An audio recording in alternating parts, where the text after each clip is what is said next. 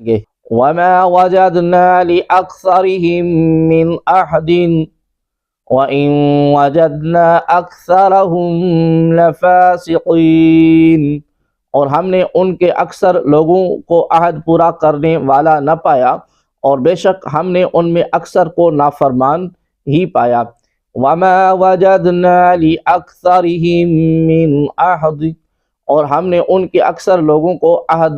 پورا کرنے والا نہ پایا۔ اس عہد سے مراد وہ وعدہ اور عہد اور پیمان ہے جو اللہ تبارک و تعالی نے میثاق کے دن ان سے لیا تھا۔ مراد یہ ہے کہ جب کبھی کوئی مصیبت آتی تو عہد کرتے کہ یا رب اگر تو ہمیں اس سے نجات دے تو ہم ضرور ایمان لائیں گے، پھر جب نجات پاتے تو اس عہد سے پھر جاتے اور ایمان نہ لاتے۔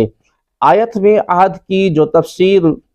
جو دوسری تفسیر بیان کی گئی ہے اس کو پیش نظر رکھ کے اپنے احوال پر غور کریں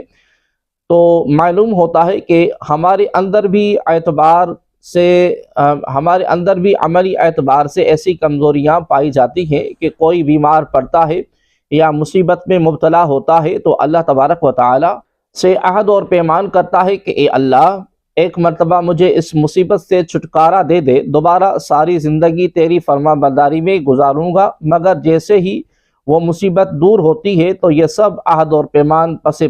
ڈال دیے جاتے ہیں اور وہی پرانی موج مستی اور غفلت اور معصیت کی زندگی لوٹ آتی ہے، یہاں تک کہ حضرت نوح، حضرت ہود، حضرت صالح، حضرت لوط اور حضرت شعیب علیہ السلام اور ان کی امتوں کے واقعات